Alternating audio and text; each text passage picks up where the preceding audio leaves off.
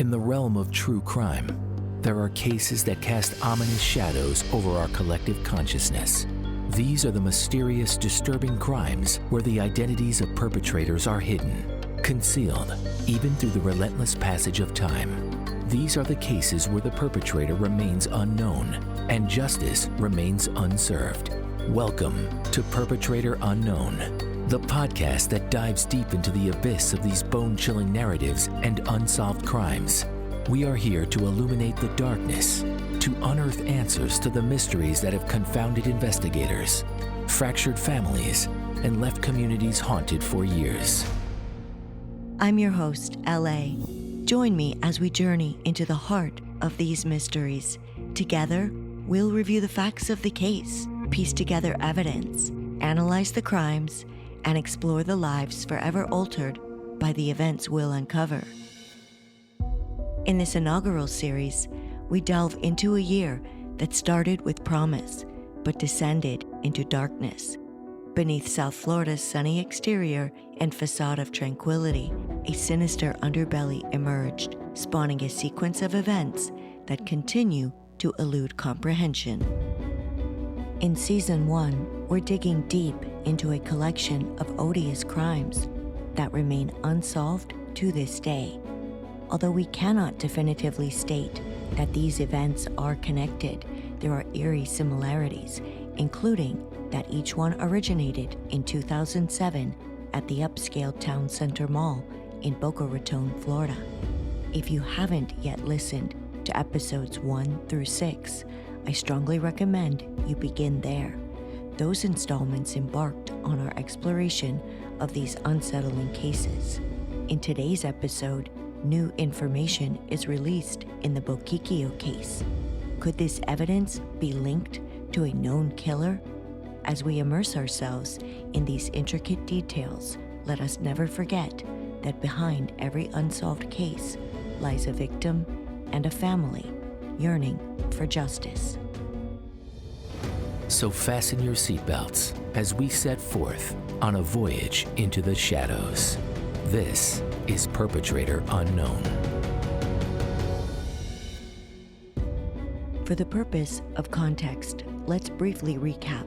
On December 12, 2007, just before midnight, 47-year-old Nancy Boquiquio and her 7-year-old daughter Joey were discovered in the back seat of their still-running vehicle, bound and lifeless from gunshot wounds to their heads at point-blank range. This harrowing event unfolded in the unlikely setting of the posh Town Center Mall in Boca Raton, Florida. With media portrayals emphasizing Nancy as a single mother, little information was initially provided about her ex-husband and Joey's father, Philip Hauser. However, in the days following the murders, it became apparent that Philip had been swiftly cleared as a suspect. Some questioned whether this short amount of time was sufficient to thoroughly investigate and rule someone out definitively. Philip had left the family in September 2003, departing the state of Florida when Joey was just 3 years old. His exit was attributed to his alleged struggle with alcoholism and marital issues. In the fall of 2006, approximately 3 years after his departure, Nancy initiated divorce proceedings in Palm Beach County. In the family court actions, which occurred a little more than a year before the murders, Nancy not only obtained a dissolution of marriage, but remarkably, the court also took the uncommon step of terminating Philip's parental rights due to his inaction and failure to respond or appear in court. Initially, some speculated this may have been a compelling motive for Philip to harm Nancy and their young daughter. At the time of the murders, it was confirmed that Philip was out of state.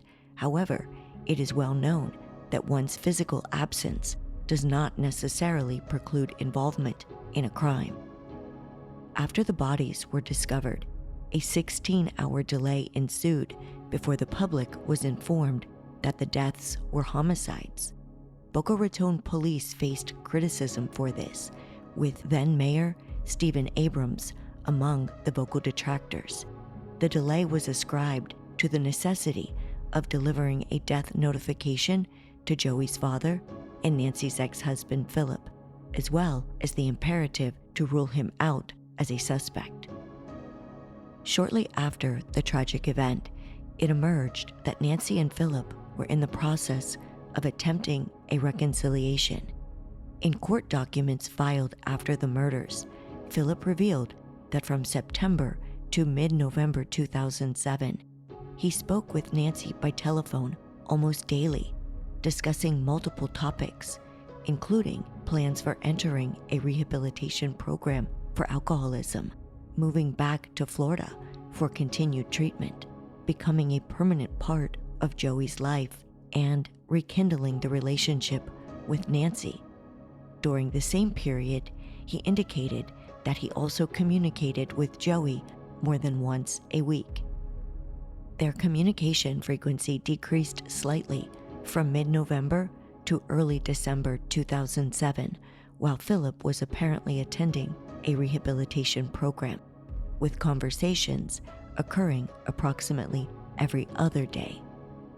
Plans were underway for Philip to visit his ex-wife and daughter in Florida at the end of December, celebrating both the holiday season and Joey's birthday. It was agreed that Philip would stay with Nancy and Joey in their home during this visit. In a handwritten greeting card that was sent to Philip while he was in rehab, Nancy expressed her sentiments to him, writing, "I have never been prouder of you. I am so happy you are on the road to recovery. Stick with it. Life will get 1,000 times better. Everyone deserves happiness and peace. I will do whatever I can to help you get better. Joey was so happy to speak to you. She said she loves and misses you and would love to play golf with you. She is a great kid and very special. She is beautiful inside and out." On the outside of the envelope, Nancy wrote, "Phil, hi. We are all looking forward to your recovering. We all cannot wait to see you. If after the holidays, so be it. We'll have a welcome back party. Be good. Do what it takes to get better." She signed it, "Love ya, me," adding her own heartfelt message in her 7-year-old handwriting, which aptly conveyed her innocence. Little Joey wrote, "To Dad, I love you. We are together in heart. Your daughter, Joey." Nancy's sister Joanne openly acknowledges that she had harbored resentments toward Philip in the past.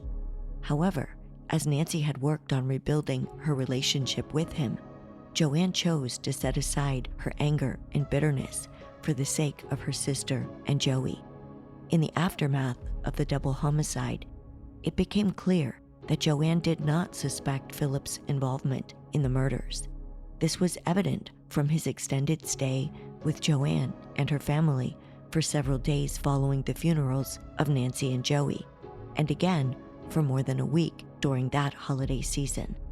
Subsequently, it was revealed that Joanne explicitly conveyed to detectives that Philip couldn't be involved. He was too gentle a person, and his love for Joey was too profound. With Philip quickly ruled out, there was still, from the outset, hope and a strong belief that Nancy and Joey's killer would be apprehended. The city of Boca Raton's announcement of a $350,000 reward mere days after the double homicide marked the largest reward ever offered in the state of Florida's history. Law enforcement and community residents were confident that such a substantial sum would motivate someone with information to come forward. That, along with the establishment of a multi-agency task force in late January 2008, developed to investigate potential links between the cases, allowed optimism to surge within the community. Capturing the killer held immense significance not only for the police and residents, but most profoundly for the grieving family. Joanne, standing at her sister's graveside, solemnly vowed that justice would be served for the heinous deeds committed. With heartfelt determination, she expressed, "I promised my sister before she was buried that I wouldn't give up, and I won't, but I just pray to God every day that before I leave this earth, they do catch him. That's the one thing I need, that he's caught." Information in the case has been released slowly, even from the beginning. Initially, police understandably kept certain details about the crime from the public. They did not disclose that Nancy had been forced to withdraw cash from a drive-up ATM, and they also withheld information about the unusual restraints used on the victims. It wasn't until a couple of months later, in February 2008, that they finally shared this information with the public. Even then, law enforcement chose not to reveal the specific bank Nancy had visited. In February 2008, as fears of a serial killer on the loose gripped the community, investigators adopted an unconventional approach, leveraging a MySpace page to disseminate information about the goggles, zip ties, and handcuffs employed by the perpetrator to restrain and control his victims. This use of social media represented a novel technique emerging within the field of law enforcement. The decision to disclose details about the distinctive arsenal of restraints was driven by the realization that certain information was already being leaked to the media. Ultimately, investigators determined that the release of such details would not harm the case. In the first year after the double homicide, the courageous abduction victim, Jane Doe, took on the challenge of appearing in disguise on a national television show. During this appearance, she disclosed details about the suspect. He had no body hair, spoke without an accent, sounded educated, may have been in his late 20s or early 30s, may have had Pacific Island, Hispanic, or Brazilian heritage, stood at about 6 feet tall with a regular build, perhaps weighed around 180 pounds, and sported a short, curly ponytail. Jane Doe collaborated with law enforcement not only on the initial suspect sketch, but also on a new improved sketch commissioned specifically for the America's Most Wanted episode that aired in February 2008. Unfortunately, and as shared in an earlier episode, the sketch led to a false alarm, a fleeting period of high hopes during the incident at the Aventura Mall in May 2008, when a 27-year-old man closely resembled the suspect sketch. As the first year of the investigation drew to a close, the initial optimism for a prompt apprehension of the killer had significantly waned. Boca Raton Police Chief Dan Alexander, in a press conference held approximately 1 week before the first anniversary of Nancy and Joey's tragic murders, definitively declared that the Boquicchio and Gorenberg cases were unrelated. He disclosed that the evidence in the two cases had failed to establish conclusive forensic connections. Expressing that leads were becoming scarce, he made a plea to the public for any pertinent information. The initial hope that accompanied the formation of the task force had dissipated, particularly as the investigations were already taking separate and divergent paths. For Joanne, the disbandment of the task force felt like investigators were surrendering. The loss of the Palm Beach County Sheriff's Office detectives focused on the case, coupled with the fact that Boca Raton had only one full-time detective assigned to it, was disappointing. She stated, "It hurts, makes me feel that they're giving up, at least before Palm Beach County and Boca Raton were working together." The impact of the crime weighed heavily on Joanne. Joey's birthday had been only days after the murder, and Joanne reflected on the unimaginable act of buying a coffin for her niece's 8th birthday. While conventional wisdom often suggests that time heals all wounds, Joanne insisted that, in this case, the pain only intensified over time. In one word, she described it: hell. As a devout Catholic, much like her sister Nancy, Joanne firmly believed that the crime was not an act of God. She expressed that coming to terms with the tragedy might have been easier if it were the result of a car accident, where one could find solace in attributing it to God's plan. However, she viewed this crime as the work of the devil, making it difficult for her to accept.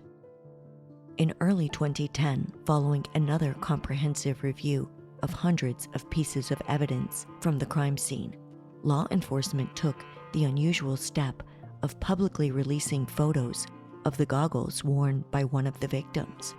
Boca Raton police sought assistance in identifying the goggles, aiming to trace their manufacturer or seller.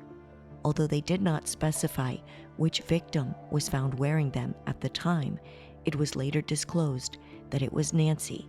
The distinctive eyewear featured yellow-framed plastic with removable black lenses, a hinged bridge across the nose, vents on either side, and a black elastic headband.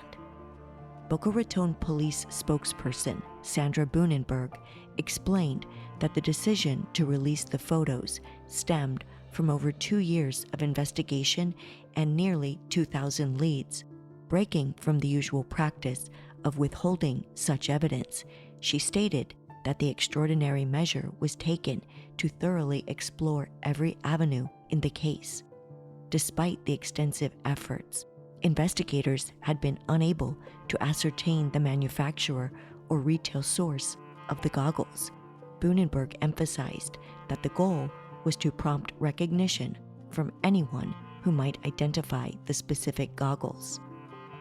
Over the years, there has been inconsistency in the description of the goggles found at the crime scene. However, a 2019 investigative article by Kevin Deutsch and Sasha Gonzalez, published in Bronx Justice News, reclassifies the eyewear as motorcycle goggles. This classification was based on input from both consumers and retailers, adding a layer of nuance to the understanding of the case. Although the specific model used by the perpetrator appears to have disappeared from online markets for at least 15 years, the article acknowledged the presence of similar motorcycle goggles offered by Dysfunctional Doll, a retailer based in Portland, Oregon, as of 2018. These goggles shared the same design and features as those found at the crime scene, although not in the same yellow color. Notably, the ventilation slits on these goggles were positioned in the same locations as those on the goggles utilized in the Boquicchio murders. Intriguingly, according to the article, upon reaching out to one of the owners of this retail establishment, it was revealed that law enforcement had never contacted her regarding the murders or the goggles her company had sold. She added that her supplier, a California-based company, had shut down, but she suspected that the product was originally manufactured in China. Additionally, it came to light that the retailer might have sold anywhere from several hundred to several thousand of these goggles.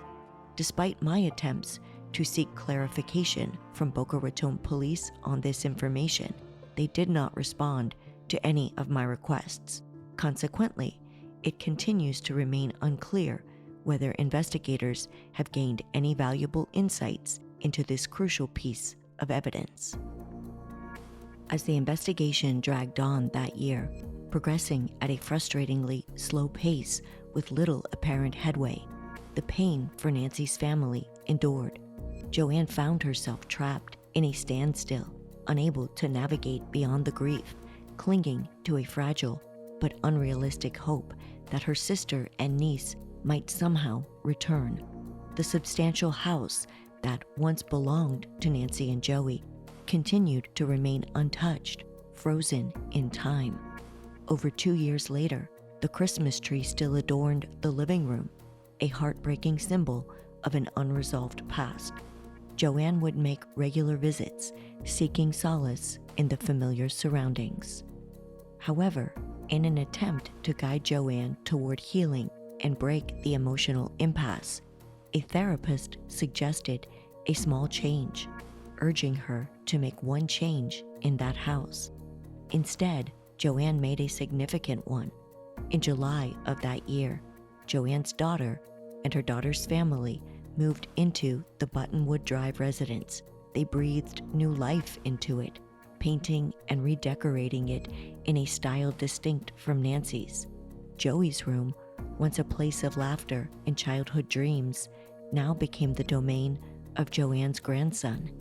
Though Joanne would occasionally visit, the house had undergone a transformation, reflecting a departure from the past. It was a bittersweet step toward the future, a journey Joanne hesitated to embrace fully. But even as Joanne attempted to move forward, the investigation was once again at a standstill. In situations where detectives hit a roadblock, a common strategy is to initiate a fresh perspective, re-examining all available information. This is precisely the approach adopted by the Boca Raton Police Department in the Boquicchio case. On the third anniversary of the double homicide in December 2010, Boca Raton Police Captain Matthew Duggan publicly emphasized the importance of re-examining the case from its inception. Months earlier, the department had established a full-time unit comprised of 2 detectives and a sergeant with the task of meticulously reviewing every detail of the case. Captain Duggan's message indicated that law enforcement was revisiting the case comprehensively, aiming to identify areas for improvement and potentially overlooked aspects of the investigation. His message seemed to convey to the public that law enforcement was stalled, facing a considerable challenge with seemingly limited avenues to explore. Over the subsequent 2 years, the absence of a substantial breakthrough seemed to reinforce this perception. By December 2012, 5 years after the horrifying homicides, yet another press conference took place. Boca Raton Police Chief Dan Alexander revealed that investigators had meticulously examined nearly 2,000 leads and conducted numerous interviews with individuals of interest. He emphasized that, in addition to pursuing leads, investigators had thoroughly reviewed and re-reviewed case documents. The chief further noted that they had undertaken investigative journeys to cities such as Philadelphia, New York, Atlanta, and Tampa, employing traditional detective techniques. Additionally, he expressed confidence in the potential of enhanced DNA and ballistics technology, combined with a few promising leads to break the case wide open. During the press event, Alexander revealed that ballistics technology played a pivotal role in dispelling and eliminating certain theories and scenarios. He also warned the public that the suspect's appearance could have changed significantly in the 5 years since the murders, encouraging anyone with information to step forward. The police chief implored, "Give us something to go on. We just need a lead to point us in the right direction." Once again, it became evident that investigators were struggling, holding a press conference mainly to reiterate existing information, thereby acknowledging a lack of fresh insights or leads to share. In an emotional display of determination and grief, Joanne and her husband Stanley joined that press event, making a heartfelt plea to the public for any morsel of information, no matter how small. Joanne clutched a poster adorned with images of Joey, an emotional reminder that she would have celebrated her 13th birthday that year. Joanne's unwavering belief echoed through the crowd as she expressed that her sister could not find peace until the elusive killer was brought to justice. With a mix of vulnerability and strength, she shared, "Some days I feel hopeless, and there are some days I feel he's out there, he's close by, and one day we will get him." Several months later, in 2013, an unexpected and peculiar development surfaced within another local criminal case, as a former Florida Atlantic University police officer faced trial for the murder of a sex worker. New information emerged. A police officer from neighboring Boynton Beach had originally interviewed the suspect, Jimmy Dak Ho, about the shooting in 2011. At that time, the officer drew a connection to the Town Center Mall murders and documented it in his report, forwarding the information to Boca Raton police, although the precise catalyst for doing so remains unclear. According to the officer's report in 2011, Ho explained that he had found the escort's ad on Backpage.com and scheduled a meeting with her at his residence. At some point after her arrival, he claimed to have become concerned for his own safety. While admitting to restraining her with handcuffs, Ho shot the woman twice. She was taken to the hospital in critical condition, and days later, she succumbed to her injuries. When questioned about his perception of a threat and his possible overreaction, Ho spoke about having a special sense, akin to his pet dog. He stated, "It was a bad feeling. I was going to get robbed. I have never been so sick in my life." When asked about the woman's reaction after he shot her, Ho elaborated on how women especially tend to freak out over the sound of gunshots. Ho was eventually convicted of the kidnapping and murder of Sherry Carter, receiving 2 life sentences for the crime. However, as for his potential connection to the Town Center Mall murders, it seems that no link has been established. The Boca Raton Police Department refrained from commenting, except to say that all leads and referrals are thoroughly investigated. As time continued to pass, the case received only sporadic mentions in the media, primarily on the anniversary of the double homicide. Then, in September 2015, a pivotal news conference reshaped the narrative. The FBI revealed an additional $50,000 in reward money and shared fresh information with the public, bringing the reward to an unprecedented $400,000. FBI Assistant Special Agent in Charge, Michael D'Alonzo, conveyed the joint commitment of the FBI and the Boca Raton Police Department to keep the case at the forefront of South Floridians' minds.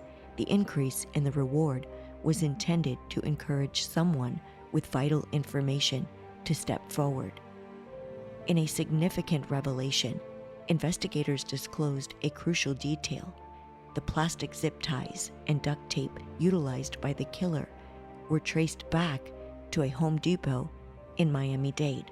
Surprisingly, this information had been in authorities' possession since 2010, but was only made public at this juncture. The means by which investigators acquired this information remained shrouded in uncertainty.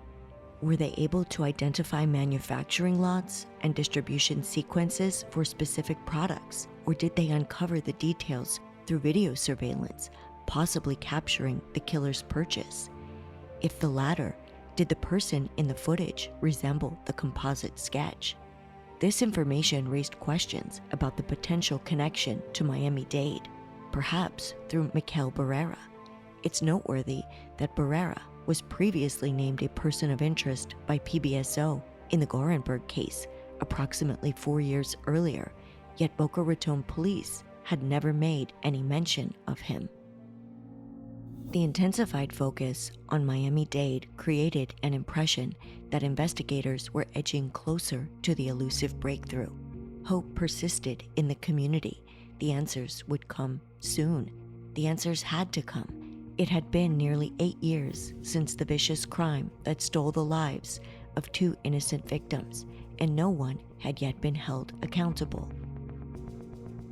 Just 2 days after announcing the augmented reward, Chief Alexander reported that they had received a few leads currently under investigation, with one appearing particularly promising. Nevertheless, Alexander cautioned against excessive optimism. given that after sifting through over 2,000 leads, investigators had learned not to become overly hopeful. Ultimately, this caution proved wise, as despite their diligent efforts, nothing of significant consequence materialized. As the 10th anniversary of the double homicide drew near in 2017, the Boca Raton Police Department unveiled an 8-minute YouTube video involving the case. Its primary objectives were to spotlight the case, provide an overview of the facts, and address any misconceptions that had been circulating. The public was repeatedly urged to come forward with any information they might remember or any potential interactions they may have had with the suspect. Additionally, FBI agent John McVeigh made an appearance in the video, encouraging individuals who might have encountered a similar kidnapping but were intimidated into not reporting it to step forward. In that video, Joanne also shared poignant thoughts about Joey, who would have turned 18 that year. She expressed the weight of lost moments, saying she'd be going off to college. She missed her time to drive, to make communion, confirmation, graduation. She missed everything that brings all the joy to a mother, to me as her aunt and her godmother. I mean, they were my life. They were my children. They were everything to me. Captain Duggan echoed Joanne's sentiments, reflecting on his profound motivation to solve this case for Joanne. He acknowledged that the killer had robbed the family, and especially young Joey, of those irreplaceable events and moments. Regrettably, throughout all these years, Joanne, through no fault of her own, has been unable to fulfill the promise she made to her only sister. Her prayers have gone unanswered. Not only have there been no arrests, but despite a suspect sketch and the presence of DNA evidence in this chilling case, the perpetrator has not been identified. The desperate search for justice continues, a testament to the elusive nature of closure in the face of such a heinous crime. As of January 2024, over 16 agonizing years have elapsed since the brutal and senseless murders of Nancy and Joey Bochicchio. It's a haunting reality that somebody, somewhere, must know something. At the time of the murders, the town center mall welcomed nearly 70,000 daily visitors during the holiday season. Despite this, no solid leads have materialized to date. Astonishingly, even with a survivor, a courageous individual who faced this real-life monster and lived, the case seems no closer to resolution than it was 16 years ago. While investigators may have their own perspective, the public and the community perceive this case as one that has been mired in darkness with no progress, no answers, and no accountability. Embarking on an unwavering quest for truth, we've expanded our investigation, transcending boundaries to explore cases thousands of miles away. Our mission? To unveil potential connections between the town center mall cases and a known killer, an individual local authorities have never mentioned, yet one who could hold the key to unraveling these heinous crimes. Join us as we endeavor to untangle the web of mystery surrounding this potential suspect, casting a light into the shadows of these unsettling crimes. That's next season on Perpetrator Unknown. As we delve deeper into the perplexing cases that comprise the town center mall crimes, we are left with more questions than answers. These tragic stories, which all began in sunny South Florida, each took a dark and unexpected turn. The mysteries that surround these crimes still exist over 16 years later, but the search for answers continues, and the quest for justice remains relentless. I'm LA, and the memory of Nancy and Joey has stayed with me. This mother and daughter were robbed of life's experiences. Nancy missed out on countless milestones, the chance to see her little girl grow up. Joey never turned 8, never reached double digits, never got to drive, perfect her golf game, or figure out who she was going to be in life. It's a poignant reminder of the profound impact of lives tragically cut short. Nancy and Joey no longer have their voices, but I still have mine, so I'm using this voice on their behalf to help find answers and deliver some long-awaited justice. If you have any information related to the Boquicchio case or the Jane Doe case, please contact the Boca Raton Police Department Detective Bureau at 561-338-1264. Or if you have information related to Randy Gorenberg's case, please contact Detective William Springer of the Palm Beach County Sheriff's Office at 561-315-4188. If you have information about any of these cases but would like to remain anonymous, you may call Palm Beach County Crime Stoppers at 1-800-458-TIPS. That's 1-800-458-8477. If you'd like to share your thoughts or insights about the podcast, please reach out. You can find our contact information in the show notes. We'd also like to encourage you to share the podcast, leave reviews, and engage with us on social media. Always remember that behind every unsolved case lies a victim and a family yearning for answers. Thank you for listening to Perpetrator Unknown.